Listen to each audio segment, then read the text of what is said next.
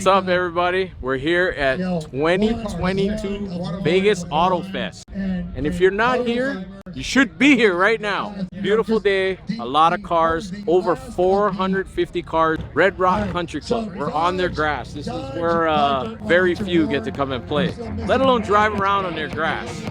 So come on, let's check this place out.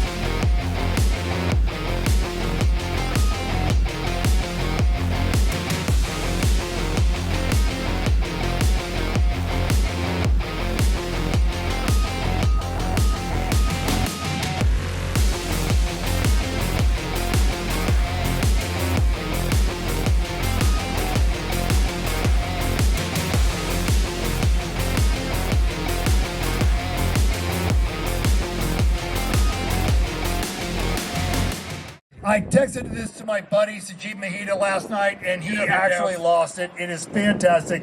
We love that one. Get in here. Let's get your tank.